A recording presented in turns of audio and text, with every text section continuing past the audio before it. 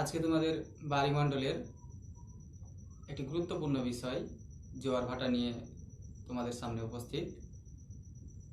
আশা করি ভালো রয়েছো, ভালো থাকো, সুস্থ থাকো। এর আগের দিন বিশেষ করে তোমাদের বায়ুমণ্ডলের সমুদ্র স্রোত সম্পর্কে বলা হয়েছে। আজকে বাকি অংশ জোয়ার ভাটা সম্পর্কে আলোচনা হবে। যতটুকু আজকে আলোচনা মোটামুটি হবে, তোমরা একটু ভালো করে শোনো। আসলে জোয়ার ভাটার ইংরেজি প্রতিশব্দ বা ইংরেজি অর্থ টাইড। আসলে টাইড বলতে বোঝায় জোয়ার ভাটা দুটোকে একসঙ্গে বোঝায়। তাহলে জোয়ার কাকে বলে, জোয়ারের আসলে ইংরেজি অর্থ কি আর ভাটার ইংরেজি অর্থ কি? জোয়ারের ইংরেজি অর্থ হচ্ছে হাই টাইড। High tide. আর ভাটার ইংরেজি অর্থ হলো এব টাইড। এব টাইড। তাহলে জোয়ার ভাটা একসঙ্গেই টাইড, আর হাই টাইড মানে হচ্ছে জোয়ার, আর এব টাইড মানে হচ্ছে ভাটা। তো আমরা মোটামুটি শুনেছি ছোট ক্লাসগুলোতে যে জোয়ার ভাটা হয় মূলত চাঁদ আর সূর্যের আকর্ষণে, বিশেষ করে সমুদ্রে উপকূলবর্তী অঞ্চলে দেখা যায়, বোঝা যায়। তো জোয়ার ভাটা কি করে হয় একটু দেখি।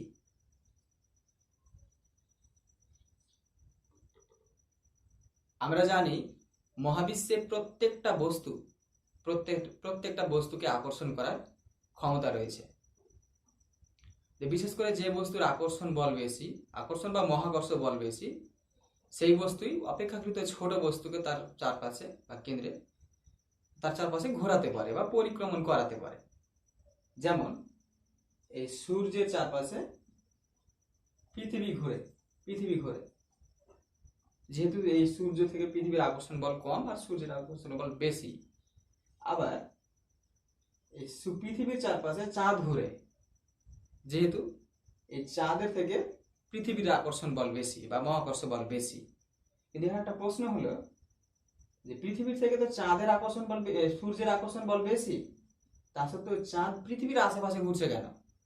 কারণটা হচ্ছে যে যতই আকর্ষণ বল বেশি হোক না কেন, আসলে চাঁদ পৃথিবীর কাছে রয়েছে।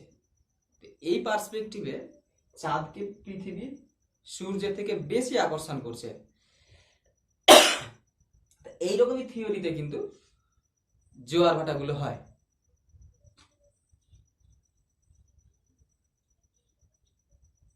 বিশেষ করে পৃথিবীতে চাঁদের আকর্ষণ বলটাই কিন্তু বেশি। কেন? যে চাঁদ আর পৃথিবীর আকর্ষণ, সূর্যের আকর্ষণ বলটা হচ্ছে কম। সূর্যের আকর্ষণ বল, যেহেতু চাঁদ রয়েছে পৃথিবীর কাছাকাছি, চাঁদ থেকে সূর্য 27 থেকে 28 কোটি গুণ, প্রায় 27.7 কোটি গুণ বড় আয়তনে, ভরেও প্রায় 255 লক্ষ গুণ ভারী। তাহলে সূর্যের আকর্ষণ বলটা স্বাভাবিকভাবেই বেশি এর থেকে, চাঁদের থেকে। কিন্তু চাঁদ রয়েছে পৃথিবীর কাছাকাছি, এই জন্য বিশেষ করে সূর্য থেকে চাঁদের আকর্ষণে কিন্তু পৃথিবীতে জোয়ার হয়। সূর্যের আকর্ষণেও জোয়ার হয়, তবে সূর্যের পাওয়ারটা, বিশেষ করে মহাকর্ষ পাওয়ার, পৃথিবীতে চাঁদ থেকে কম পরিমাণে কাজ করে। বিশেষ করে চাঁদের ক্ষমতা কিন্তু সূর্য থেকে 2.2 গুণ বেশি। এটা 1 মার্কে কিন্তু পরীক্ষাতে আসে। বিশেষ করে আমরা দুটোই একসঙ্গে বলবো। যদি বলি যে জোয়ার ভাটার সংজ্ঞা কি, তাহলে এই চন্দ্র আর সূর্যের আকর্ষণে পৃথিবীর কোনো একটি অংশের সমুদ্রের জল ওঠা নামাকেই বলা হয় জোয়ার ভাটা। বা যদি একটু ভালো করে বলা যায় যে চন্দ্র সূর্যের আকর্ষণে পৃথিবীর সমুদ্র জলের ছন্দময় উত্থান পতনকেই বলা হয় জোয়ার ভাটা। তাহলে পৃথিবীর কোনো একটি অংশে সমুদ্রের জল সামান্য কিন্তু ফুলে ফেপে উঠে, এই জোয়ারটা কিন্তু একই রকমের নয়। বিশেষ করে ধরো এখানে আমি চাঁদকে সামনে রেখেই বলছি, চাঁদের সামনে যদি এখানে জোয়ার হয় তাহলে তার বিপরীতেও কিন্তু একটা জোয়ার হবে, ঠিক 180 ডিগ্রি অ্যাঙ্গেলে, প্রতিপাদ সাইড, প্রতিপাদ স্থানে বা অ্যান্টিপড প্লেসে। কিন্তু এই দুই স্থানে জোয়ার হয় আর তার ঠিক 90 ডিগ্রি অ্যাঙ্গেল করে এই সমস্ত স্থানগুলিতে ভাটা হয়, বিপরীত স্থানে একই সঙ্গে ভাটা হয়। তাহলে পৃথিবীতে একই সঙ্গে দুটি স্থানে দুটো জোয়ার হয়, একই সঙ্গে দুটো স্থানে দুটো ভাটা হয়। তাহলে যদি বলা হয় যে জোয়ার বিশেষ করে কোনো একটি স্থানে জোয়ার হলে কত ডিগ্রি অ্যাঙ্গেলে ভাটা হয়, তাহলে 90 ডিগ্রি অ্যাঙ্গেলে হয় বা সমকোণে ভাটা হয়। আর যদি বলা হয় একই সঙ্গে পৃথিবীতে দুটো জোয়ার হয়, তাহলে সেই দুটো জোয়ার কিন্তু বিশেষ করে 180 ডিগ্রি কোণে হয়, আর ভাটা দুটো একসঙ্গে 80 ডিগ্রি কোণে হয়। কিন্তু একটা স্থানে দুটো জোয়ার একসঙ্গে হতে পারে না, আবার একই স্থানে দুটো ভাটাও হতে পারবে না, আবার একই স্থানে বিশেষ করে জোয়ার ভাটাও হতে পারবে। তার জন্য একটি নির্দিষ্ট সময় দরকার। এখান থেকে যে প্রশ্নগুলো, যে দুটি জোয়ারের, বিশেষ করে দুটি মুখ্য জোয়ার, দুটি জোয়ার একই সঙ্গে হয় কত ডিগ্রি অ্যাঙ্গেলে, 180 ডিগ্রি অ্যাঙ্গেলে বা প্রতিপাদ স্থানে, এরকম করে হয়তো প্রশ্ন আসতেই পারে। যদি বলা হয় যে জোয়ারের কত ডিগ্রি অ্যাঙ্গেলে ভাটা হয়, তাহলে 90 ডিগ্রি অ্যাঙ্গেলে বা সমকোণে হয়। এবার আসি বিশেষ করে জোয়ার ভাটার কারণ। তো তোমরা মোটামুটি ভাবে বুঝেই গেছো যে জোয়ার ভাটার কারণ কি হওয়া উচিত। প্রথম পয়েন্টটাতে আছে চাঁদ ও সূর্যের আকর্ষণ শক্তির প্রভাব বা মহাকর্ষ শক্তির প্রভাব। তাহলে এই পৃথিবীতে বিশেষ করে চাঁদের আকর্ষণে কিন্তু জোয়ার হয়, চাঁদের সামনে যে জোয়ারটা হয় সেই স্থানটায় জোয়ারের প্রকোপটা বেশি হয়। তাহলে চাঁদ আর সূর্য মিলিত আকর্ষণ যদি হয়ে যায় তাহলে জোয়ারের পরিমাণটা একটু বেশি বাড়বে। যখন যদি দেখা যায় যে চাঁদ আর সূর্য প্রায় একই পাশে রয়েছে, তখন জোয়ারের প্রকোপটা কিন্তু বেশি বাড়বে। যদি একদিকে হয় বা উল্টো দিকে থাকে তবুও হতে পারে, এটা নিয়ে পরবর্তীতে আলোচনা হবে। তাহলে ঠিক এইটুকু পয়েন্টের ভিতরে যে চাঁদ আর সূর্যের আকর্ষণ শক্তির প্রভাবে কি লিখবে, প্রথমেই যে চাঁদ এবং সূর্য উভয় পৃথিবীকে আকর্ষণ করতে পারে। সূর্য যেহেতু আয়তনে বড়, সূর্যের আকর্ষণ বল বেশি, কিন্তু চাঁদ যেহেতু পৃথিবীর কাছাকাছি রয়েছে, এই জন্য বিশেষ করে সূর্য থেকে চাঁদের আকর্ষণ বল 2.2 গুণ বেশি হয়। বিশেষ করে মূলত চাঁদের আকর্ষণেই পৃথিবীতে জোয়ার হয়ে থাকে। এইটুকু কথা প্রথম পয়েন্টের ভেতরে আসবে। দ্বিতীয় পয়েন্টে আসি যে পৃথিবীর কেন্দ্রাতিক বলের প্রভাবে জোয়ার হয়। এই পয়েন্টটা একটু ভাইটাল পয়েন্ট। যে কেন্দ্রাতিক বল কি সেটা আগে জানি। বিশেষ করে কোনো একটি ঘূর্ণায়মান গোলক যদি ঘুরতে থাকে কোনো একটি নির্দিষ্ট অক্ষকে কেন্দ্র করে, ধরো গোলককে এইভাবে রাখা আছে আর গোলকটাকে আমি ঘোরাচ্ছি, তার অক্ষটা স্থির রয়েছে, তাহলে গোলকের শরীরে যে সমস্ত পদার্থগুলো থাকবে লেগে সেইগুলো কেন্দ্র থেকে বাইরে ছিটকে যাওয়ার একটা প্রবণতা দেখা দিবে। যদি ধরো আমি একটা যদি কাদার যদি গোলক বানাই বা বল তৈরি করি, কাদার গোলকের ভিতরে বিশেষ করে গোলকের একটি দণ্ড ভেতরে ঘুরে দিয়ে যদি ঘোরাতে থাকি, একসময় দেখবো কাদাগুলো বাইরের দিকে ছিটতে শুরু করবে। সেই বলটাকে বলা হয় কেন্দ্র বহির্মুখী বল, বা একে বলা হয় কেন্দ্রাতিক বল, ইংরেজিতে বলা হয় সেন্ট্রিফিউগাল ফোর্স। পৃথিবী তার একটা অক্ষকে কেন্দ্র, অক্ষের উপরে দাঁড়িয়ে ভর করে 24 ঘন্টায় অনবরত কিন্তু সে আবর্তন করতে রয়েছে, পশ্চিম থেকে পূর্ব দিকে কিন্তু আবর্তন করছে। এই আবর্তন করার ফলে একটা বল বাইরের দিকে ছিটকে যেতে চায়। তো পৃথিবীতে যে সমস্ত বস্তুগুলো ফ্লেক্সিবল, বিশেষ করে জলের কথা বলি, এই জলটা হচ্ছে ফ্লেক্সিবল, তার জন্য কিন্তু বা নরম দুর্বল, এই জন্য কিন্তু বাইরের দিকে ছিটকে যেতে চায়। এই সামনে বিশেষ করে চাঁদের সামনে যে একটা জোয়ার হয়, এটা মানলাম যেটা আকর্ষণ শক্তির ফলে হয় বা মহাকর্ষ, এটা মহাকর্ষ শক্তির প্রভাবে, মহাকর্ষ শক্তির প্রভাবে। কিন্তু এই পাশে জোয়ারটা কি কারণে হয়? এই কেন্দ্রাতিক বল যে পৃথিবী যে ঘুরছে, কেন্দ্রাতিক বল তো এখানেও কাজ করছে, কেন্দ্রাতিক বল তো এখানেও কাজ করবে। এখানে বিশেষ করে কেন্দ্রাতিক বলের কথাটা কেন বলা হয়?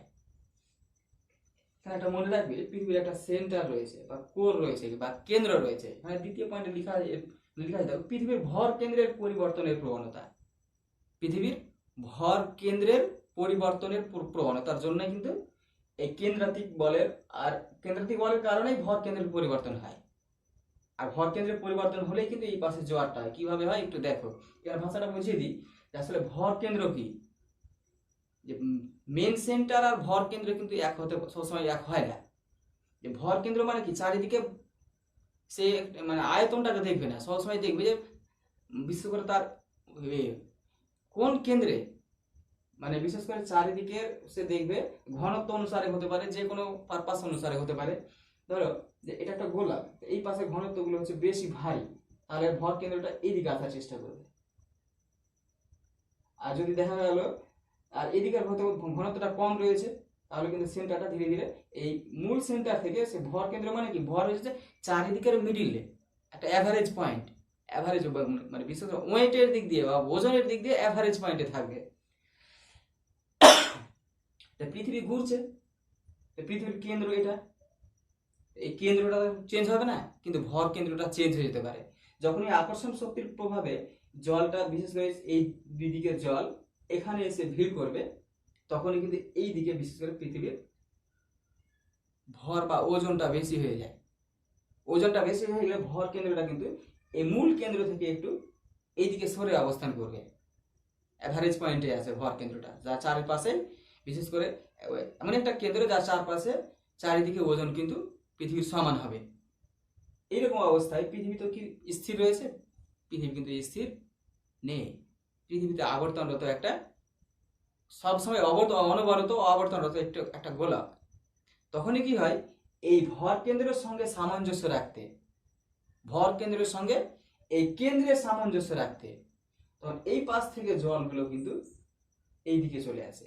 এখানে যতটা ভার থাকবে ঠিক এই পয়েন্টেও ভার থাকবে। আশা করি পৃথিবী কিন্তু ভর কেন্দ্রকে কেন্দ্র করে ঘুরছে না, সে ঘুরছে পৃথিবীর কেন্দ্র বা সেন্টারকে কেন্দ্র করে। আর সেন্টারকে যখন কেন্দ্র করে ঘুরতে যাবে, এই পাশে যখন ভারী হয়ে যাবে, তখন কিন্তু ঘূর্ণায়মান মানে একটা বস্তু সবসময় চাইবে ব্যালেন্সে আনার চেষ্টা করবে, দুই পাশের ভরকে একই ব্যালেন্সে আনার চেষ্টা করবে। তখন কি হবে, এই পাশের জলগুলো এইদিকে চলে আসবে, ব্যালেন্স হয়ে যাবে। তখন এইদিকেও জোয়ার হবে, এইদিকেও জোয়ার হবে।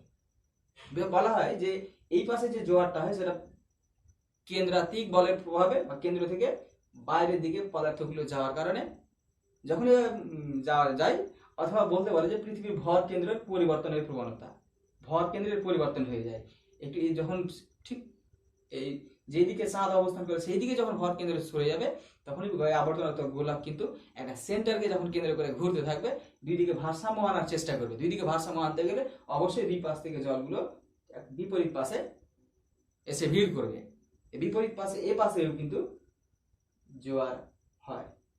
এই পাশে হয় কেন্দ্র বহির্মুখী বলের প্রভাবে, কেন্দ্র থেকে বাইরের দিকে ছিটকে যাওয়া, বা কেন্দ্রাতিক বলের প্রভাবে, বা ইংরেজিতে বলা হয় সেন্ট্রিফিউগাল ফোর্সের প্রভাবে। এই কথাটুকু এখানে লিখতে হবে, পৃথিবীর কেন্দ্রাতিক বলের প্রভাবে। এখানে কিভাবে লিখবে, যে বিশেষ করে মহাকর্ষ শক্তির প্রভাবে যে চাঁদের সামনের অংশে বিশেষ করে জলের পরিমাণ বেশি হয়ে যায়, বেড়ে গেলে পৃথিবীর ভর কেন্দ্রের পরিবর্তন হয়ে যায়। ভর কেন্দ্রটা চাঁদের সামনে কাছাকাছি আসে, পৃথিবীর সেন্টার থেকে একটু, যেখানে বিশেষ করে জোয়ার হয়েছে চাঁদের সামনে, সেই দিকে আসার চেষ্টা করবে। কিন্তু পৃথিবী একটা অক্ষকে কেন্দ্র করে অনবরত ঘুরছে। পৃথিবী কিন্তু অক্ষকে কেন্দ্র করে ঘুরছে, ভর কেন্দ্রকে কেন্দ্র করে নয়।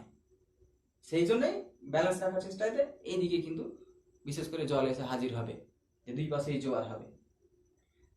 এছাড়াও কিছু হালকা পরিমাণে রয়েছে, এগুলো খুব সেরকম প্রভাব ফেলে না, কিছু কিছু কারণ, যেমন সমুদ্র জলের বিশেষ করে ভূপ্রকৃতি, তারপরে ভূপ্রকৃতি যদি সমতল হয় তাহলে একটু বেশি জোয়ারের জল ভিতরের দিকে ঢুকবে। আবার কিছু সমুদ্র জলের লবণতা এগুলো খুবই অল্প পরিমাণে করে বা সামান্য, সেরকম বোঝাই যায় না সমুদ্র জলের ঘনত্ব। যাই হোক, এইগুলো নিয়ে সেরকম আলোচ্য বিষয় নেই তোমাদের সিলেবাসে। এবারে আসি বিশেষ করে মুখ্য মুখ্য পয়েন্টগুলো, যে মুখ্য জোয়ার কি, গৌণ জোয়ার কি, চন্দ্র জোয়ার কি, সৌর জোয়ার কি।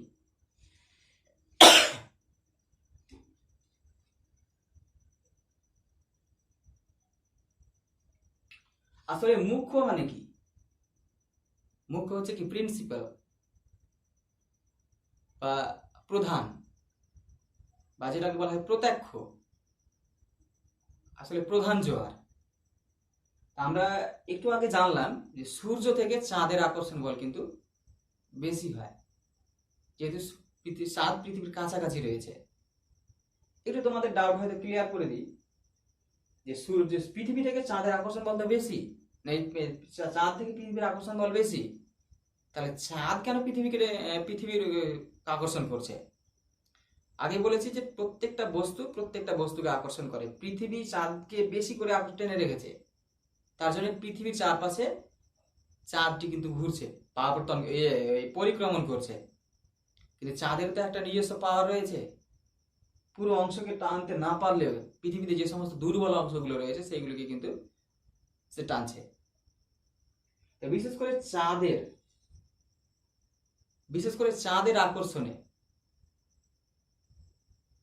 আকর্ষণে বা চাঁদের মহাকর্ষে পৃথিবীর চাঁদের সামনে যে অংশটি থাকে, বিশেষ করে পৃথিবীর যে অংশটি চাঁদের সামনে থাকে, আর মূলত চাঁদের আকর্ষণে এই ঠিক সোজাসুজি অংশে এই লম্বালম্বি ভাবে 180 ডিগ্রি অ্যাঙ্গেলে যে জোয়ারটি হচ্ছে,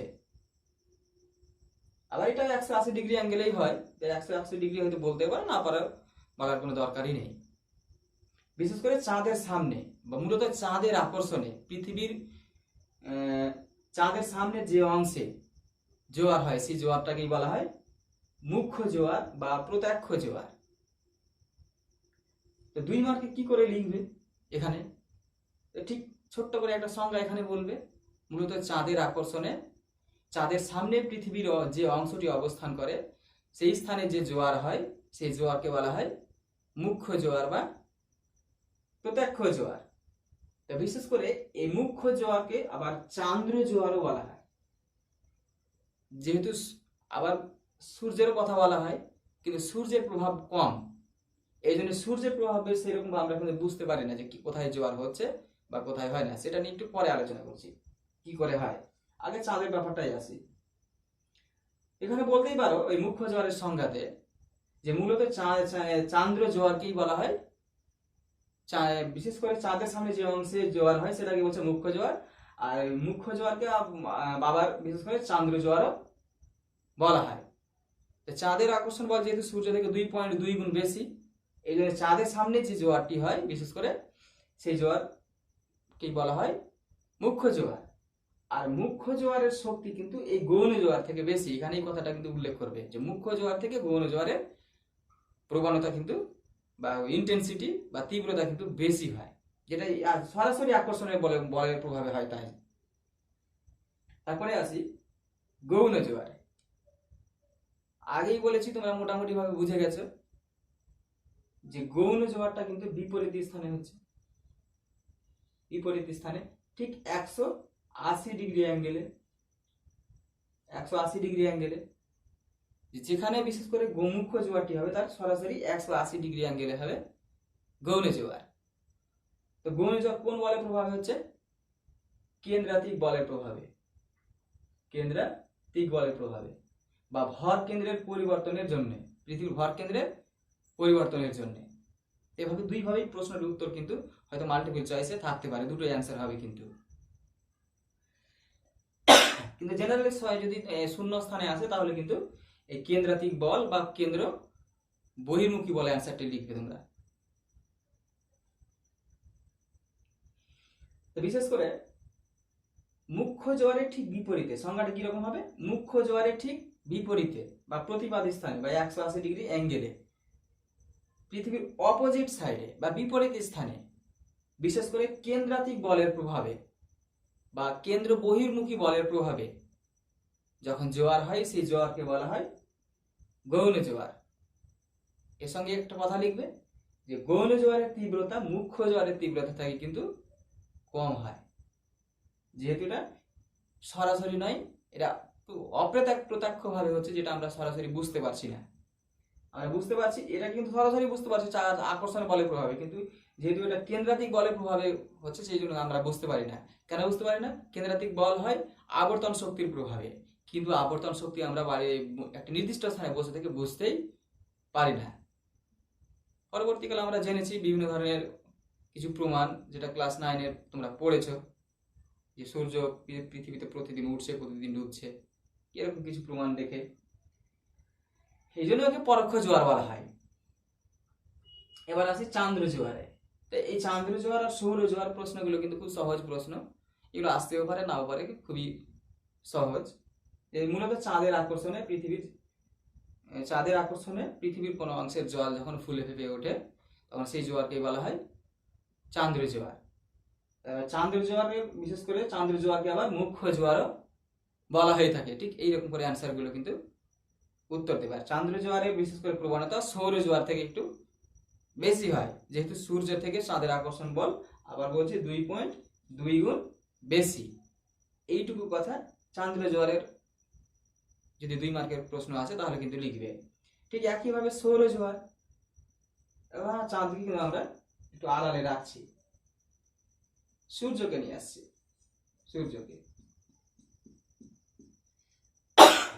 মূলত সূর্যের আকর্ষণে যে পৃথিবীতে বিশেষ করে যে জোয়ার হয়, পৃথিবীর কোনো একটি অংশে সমুদ্রের জল যখন ফুলে ফেপে ওঠে তখন সেই অংশকেই বলা হয়, সেই জোয়ারকেই বলা হয় সৌর জোয়ার বা সোলার টাইড বলা হয়। কিন্তু এখানে একটা কথা, আরেকটা কথা বলবে এখানে, যে এই সৌর জোয়ারের প্রবণতা চান্দ্র জোয়ারের প্রবণতা থেকে অনেক কম। এখানে আবার কথাটা বলবে যেহেতু চাঁদের আকর্ষণ বল সূর্যের আকর্ষণ বল থেকে 2.2 গুণ বেশি। ঠিক এইরকম করে অ্যান্সারটা দেবে। কিন্তু এখানে একটা প্রশ্ন থেকে যায় যে একই সঙ্গে পৃথিবীতে কি দুটো জোয়ার হয়? ধরো চাঁদ রয়েছে এখানে আর সূর্য রয়েছে ওখানে, তো চাঁদ এখানে ঘটাবে জোয়ার আর সূর্য কোথায় ঘটাবে? এখানে। তাহলে কি এইরকম ভাবে একই পাশে কি দুটো জোয়ার হতে পারে? এটা কখনো হয় না। সবসময় খেয়াল করবে যে এই পৃথিবীকে সমান দুটি ভাগে ভাগ করা, একটা পূর্ব দিক একটা পশ্চিম দিক। পূর্ব গোলার্ধ আর পশ্চিম গোলার্ধ, একটা গোলার্ধে জোয়ার হলে একটা গোলার্ধে আরেকটা গোলার্ধে জোয়ার হবে। ঠিক এইরকম সিচুয়েশন গুলো হয়, একই সঙ্গে দুটো স্থানে হয় না। কিন্তু যেহেতু চাঁদের আকর্ষণ বল 2.2 গুণ বেশি হয়, সূর্য তার নিজের দিকে টানার চেষ্টা করলেও মূলত চাঁদের সামনেই কিন্তু জোয়ারটা হয়ে থাকে। কিন্তু সূর্য যখন একটু পাশ কাটিয়ে বা কোনো একটি দিকে থাকবে তখন কিন্তু জোয়ারের প্রবণতা কমে যায়। ধরো চাঁদ একদিক দিকে টানছে আর পৃথিবী চাঁদ এই দিকে টানছে আর সূর্য এই দিকে টানছে, তাহলে যেহেতু চাঁদের আকর্ষণ বল বেশি তাহলে চাঁদের সামনেই জোয়ার হবে। কিন্তু এই বিশেষ করে ওই জোয়ারের প্রবণতা কিন্তু কিছুটা না হলেও কমে যায়। কিন্তু সূর্য তো কিছুটা টানার চেষ্টা করেই, যার প্রভাবে চাঁদের এখানে জোয়ারের প্রবণতা কিছু কমে যায়। ওই অংশটুকুকে যেটা আমরা সাধারণত বুঝতে পারছি না যে সূর্যের প্রভাবে কিভাবে জোয়ার হয়। আসলে সূর্য যে অংশে পৃথিবীর যদি কোনো একটা অংশ থাকে সে পাশে জল কিন্তু সেরকম ফুলে ফেপে ওঠে না। তার কারণটা হচ্ছে যে চাঁদের আকর্ষণ বল হয় চাঁদের সামনে জলটা কিন্তু বেশি পরিমাণে ফুলে ফেপে ওঠে। এরপরে আসি জোয়ার ভাটার সময়ের ব্যবধান। এই প্রশ্নটা কিন্তু একটু ইম্পর্টেন্ট এবং আসার মতন রয়েছে। এখান থেকে একটা প্রশ্ন প্রত্যেক বছর একটা না একটা হয়েই থাকে, যে 2 মার্কের হোক আর শর্টে হোক, একটা প্রশ্ন কিন্তু হবেই। আর এখানে এই প্রশ্নটাই বিশেষ করে মানে বেশ কিছু স্টুডেন্ট ভুল করে ফেলে না বোঝার কারণে। দেখো, জোয়ার ভাটার সময়ের ব্যবধান 24 ঘন্টা 52 মিনিট হয় কেন? আমরা জানি যে পৃথিবীতে একটা স্থানে বিশেষ করে দুবার জোয়ার হবে আর দুবার ভাটা হবে, 24 ঘন্টায় হয়, 4 6 24 6 ঘন্টা করে হওয়ার কথা। কিন্তু এখানে 52 মিনিট সময়টি বেশি লাগে কেন? প্রশ্নটা কিন্তু কয়েক রকম করে ঘুরিয়ে করতে পারে, যে 52 মিনিট সময় বেশি লাগে কেন, আবার বলতে পারে 24 ঘন্টা 52 মিনিট সময় নেয় কেন, বা এভাবে বলতে পারে যে একটা জোয়ার থেকে আরেকটা জোয়ারের ব্যবধান, একটা স্থানে একটা নির্দিষ্ট একটা জোয়ার থেকে একটা জোয়ারের ব্যবধান 12 ঘন্টা 26 মিনিট হয় কেন, বা একটা জোয়ার থেকে একটা ভাটার ব্যবধান 6 ঘন্টা 13 মিনিট হয় কেন। তো এই সমস্ত কথাগুলো আছে, তো এই সমস্ত সব কথাগুলোর সমাধান কিন্তু করতে চলেছি, তোমরা একটু ভালো করে মন দিয়ে শোনো। ধরো এইখানে রয়েছে পৃথিবী, এটা পৃথিবী, পৃথিবীর চারপাশে চাঁদ কিন্তু পরিক্রমণ করছে। চাঁদ পৃথিবীকে পরিক্রমণ করে কত দিনে? আমরা জানি প্রায় 27.5 দিনে, প্রায় 27.5 দিনে। এটাকে বলা হয় চান্দ্র মাস বা লুনার মান্থ। এই চাঁদটি, বিশেষ করে এই চাঁদ 360 ডিগ্রি, যেটি একটা অ্যাঙ্গেল কোণের বৃত্তের কোণের মান হয় 360 ডিগ্রি হয়, ভালো করে মনে রাখবে কিন্তু। তাহলে আমরা জানি পৃথিবী তার নিজের অক্ষের উপর 24 ঘন্টায় এক পাক খায়, 24 ঘন্টায় এক পাক খায়। তো যদি আমরা চাঁদকে স্থির ধরি, তাহলে এই পাশে জোয়ার হবে আর এই পাশেও জোয়ার হবে, চাঁদের সামনে মুখ্য জোয়ার, এই পাশে হবে ঘূর্ণি জোয়ার। তাহলে এই পাশে আসতে কতক্ষণ সময় লাগবে? যেহেতু অর্ধেক অংশ 12 ঘন্টা লাগবে, আবার এই পাশে আসতে 12 ঘন্টা লাগবে। তো জেনারেলি 12 ঘন্টা পর পর সেখানে জোয়ার হওয়ার কথা, আর 6 ঘন্টা পর পর ভাটা হওয়ার কথা, কিন্তু বাস্তবে হয় না। তার কারণটা হচ্ছে যে 24 ঘন্টায় পৃথিবী তার আবর্তন করছে। পৃথিবীর আবর্তনের সময়কাল 24 ঘন্টা একবার। কিন্তু এই 24 ঘন্টায় চাঁদ কি ওখানেই থাকবে? না, কারণ চাঁদের নিজস্ব একটা কক্ষপথ রয়েছে, পৃথিবীর চারিদিকে সে ঘুরছে। এই চাঁদ 360 ডিগ্রি ঘুরছে কয় দিনে? প্রায় 27.5 দিনে। 27.5 দিন তোমরা সেইভাবে যাবে না, সরাসরি চলে যাবে 27 দিনে। অনেক বইতে ভাঙা করে থাকে, তো ভাঙার দরকারই নেই। এখানে আসবে মোটামুটি ভাবে 13 ডিগ্রি আসবে। যদি আমি বলি, হিসাব করে দেখা গেল যে একদিনে চাঁদ, ধরো চাঁদ এটা একটা স্থান, এই স্থান একটা, এখানে এই স্থানে আজকে রয়েছে, আজকে রয়েছে 24 ঘন্টা পর চাঁদটি কি ওখানে থাকবে? না, 27 দিনে যায় 360 ডিগ্রি ঘুরে, তো একদিনে মতো 13 ডিগ্রি ঘুরে যাবে। 13 ডিগ্রি কোণ করে চাঁদটি তখন বিশেষ করে এইরকম জায়গাতে অবস্থান করবে, এইরকম জায়গাতে। এইটাই হবে কোণটার মান হবে 13 ডিগ্রি। তো ধরো এই স্থানে এক চাঁদ যখন ছিল পৃথিবীর সামনে, তখন জোয়ার হয়েছে, আর ওই স্থানটি 24 ঘন্টায় ঘুরে ফের আবার এখানে চলে এসছে,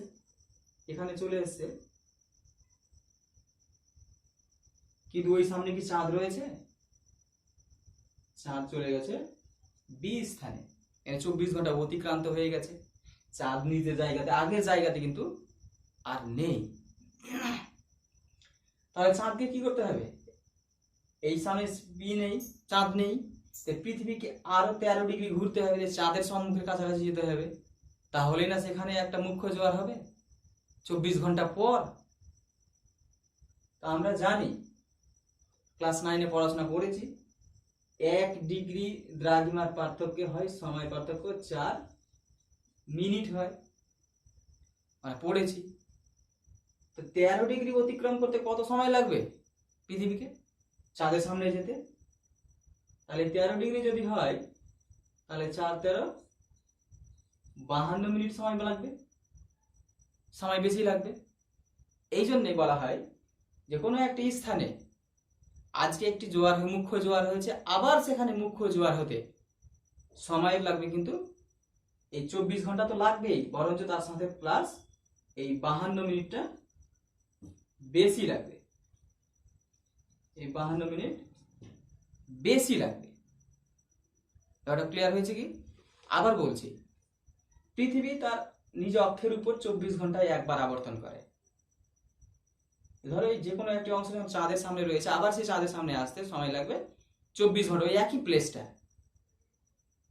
এখন রয়েছে চাঁদের সামনে রয়েছে, মুখ্য জোয়ার হয়েছে, আবার সেখানে আসতে 24 ঘন্টা সময় লাগবে, আর 24 ঘন্টা পর একটা মুখ্য জোয়ার হবে। কিন্তু সেই 24 ঘন্টায় চাঁদটি এখানে থাকবে না। চাঁদের একটা নির্দিষ্ট গতিবেগ রয়েছে, সে পরিক্রমণ করে। এই চাঁদের পরিক্রমণ 24 ঘন্টায় কিন্তু 13 ডিগ্রি এগিয়ে গেছে। সেখানে কথাটা বলতে হবে, চাঁদ 27.5 দিনে বা 27 দিনে পৃথিবীর চারপাশে পরিক্রমণ করে। তো একদিনে পরিক্রমণ করে 13 ডিগ্রি। চাঁদ বিশেষ করে দ্বিতীয় দিন কিন্তু সেই 11 আগের এই স্থানে নেই, চলে গেছে 13 ডিগ্রি গিয়ে বি স্থানে চলে গেছে। তো পৃথিবীর এই প্লেসটাকে, যে প্লেসটা, এই প্লেসটিকে ধরো এটা পি প্লেস, এই পি প্লেসটা বিশেষ করে এখানে আর নেই। পি প্লেসটাকে P1 প্লেসে যেতে হবে। P1 প্লেসে যেতে হবে কিন্তু 4-52 মিনিট সময়টা বেশি লাগবে। এই কারণেই কিন্তু বিশেষ করে একটি জোয়ার থেকে, একটি মুখ্য জোয়ার থেকে একটা মুখ্য জোয়ারের ব্যবধান একটি স্থানে, একটা নির্দিষ্ট স্থানে বা এই স্থানে বলি, শুধু 24 ঘন্টা না হয়ে 24 ঘন্টা 52 মিনিট হয়। এখান থেকে কতগুলি প্রশ্ন 1 মার্কের করে করে বলবে যে একটি মুখ্য জোয়ার থেকে, একটি মুখ্য জোয়ার থেকে আর একটা মুখ্য জোয়ার থেকে মুখ্য জোয়ার, একটা মুখ্য জোয়ার থেকে আরেকটা, একটি প্লেসে, একটা নির্দিষ্ট প্লেসে, ধরো এই একটি এ প্লেস, একটা নির্দিষ্ট প্লেসে বা স্থানে, সেই নির্দিষ্ট স্থান বলুক আর নাই বলুক, কিন্তু জেনারেলি নির্দিষ্ট স্থান বলে তোমরা একটু জেনে রাখো। একটা স্থানে একটি মুখ্য জোয়ার থেকে আর একটা মুখ্য জোয়ারের ব্যবধান 24 ঘন্টা 52 মিনিট। একটি স্থানে একটি মুখ্য জোয়ার থেকে আর একটা মুখ্য জোয়ারের ব্যবধান 24 ঘন্টা 52 মিনিট। যদি বলা হয় যে একটি স্থানে, নির্দিষ্ট একটা স্থানে জোয়ার ভাটার মধ্যে ব্যবধান কত, জোয়ার ভাটা থাক একটু পরে বলছি। যদি বলা হয় যে দুটি জোয়ারের মধ্যে ব্যবধান কত, একটি স্থানে দুটি জোয়ার, এখানে কিন্তু বলে দেয়নি যে কোন জোয়ার, তাহলে দুটি জোয়ার মানে কি, মুখ্য জোয়ার আর গৌণ জোয়ার, এই ব্যবধানটা চেয়েছে। তা আমরা জানি একটা স্থানে প্রতিদিন দুটো করে জোয়ার হয়, একটা গৌণ জোয়ার হয়, একটা মুখ্য জোয়ার হয়। যেহেতু মুখ্য জোয়ার টু মুখ্য জোয়ার কত লেগেছে, 24 ঘন্টা 52 মিনিট। তাহলে একটা গৌণ জোয়ার থেকে আর একটা গৌণ জোয়ারের সময় কত লাগবে, অর্ধেক লাগবে। তাহলে একটি গৌণ জোয়ার থেকে আর একটা মুখ্য জোয়ার থেকে একটা গৌণ জোয়ার, বা একটা গৌণ জোয়ার থেকে একটা মুখ্য জোয়ার, দুইভাবে বলতে পারে। একটা গৌণ জোয়ার থেকে একটা মুখ্য জোয়ার বলতে পারে, অথবা একটা গৌণ জোয়ার থেকে আর একটা গৌণ জোয়ার বলতে পারে, অথবা বলতে পারে একটি নির্দিষ্ট স্থানে দুটি জোয়ারের মধ্যে ব্যবধান। প্রশ্নটা ক্রিটিক্যাল কিন্তু, আবার বলছি, বলতে পারে যে দুটো জোয়ারের মধ্যে ব্যবধান কত, বা একটি গৌণ জোয়ার থেকে আর একটা গৌণ জোয়ারের সময়ের ব্যবধান কত, বা একটা মুখ্য জোয়ার থেকে আর একটা গৌণ জোয়ারের সময়ের ব্যবধান কত। তখন অ্যান্সারটা হবে কিন্তু এই 12 ঘন্টা 26 মিনিট। 12 ঘন্টা 26 মিনিট সময় লাগবে। এখানে আরেকটা কথা থাকলো, ধরো এই একটি স্থানে, ধরো এই স্থানে জোয়ার হয়েছে, এখানে ভাটা হতে কতক্ষণ সময় লাগবে, যেহেতু দুবার করে জোয়ার হয়, দুবার করে ভাটা হয়, 4 বার পড়ছে, তাই 4 দিয়ে ভাগ দিতে হবে এটাকে। একটি স্থানে জোয়ার ভাটার সময়ের ব্যবধান, যদি বলে জোয়ার ভাটার সময়ের ব্যবধান বা একটি স্থানে জোয়ার ভাটার ব্যবধান কত, তাহলে হবে 6 ঘন্টা 13 মিনিট। এই তিনটে প্রশ্ন কিন্তু খুবই ক্রিটিক্যাল প্রশ্ন এবং আসে খুব কঠিন, অনেক বিশেষ ছাত্রছাত্রী ভুল করে দেয়, এটা তোমরা কোনো ভুল করবে না। আবার বলছি, মুখ্য জোয়ার থেকে মুখ্য জোয়ারের সময়ের ব্যবধান 24 ঘন্টা 52 মিনিট। দুটি জোয়ারের মধ্যে ব্যবধান 12 ঘন্টা 26 মিনিট, অথবা গৌণ জোয়ার থেকে মুখ্য জোয়ার, অথবা মুখ্য জোয়ার থেকে গৌণ জোয়ারের সময়ের ব্যবধান 12 ঘন্টা 26 মিনিট। আর একটি স্থানে জোয়ার ভাটার মধ্যে ব্যবধান 6 ঘন্টা 13 মিনিট। ঠিক আছে, ক্লিয়ার? এই প্রশ্নের উত্তরটা তোমরা কিন্তু একটু ভালো করে লিখবে, না তো কিন্তু বারবার ভুল করবে, আর ভুল হয়ে গেলে পুরো অ্যান্সারটাই ভুল হয়ে যাবে, মেলাতে পারবে না। আর এইভাবেই ছবিটা কিন্তু অঙ্কন করে দেখাতে হবে।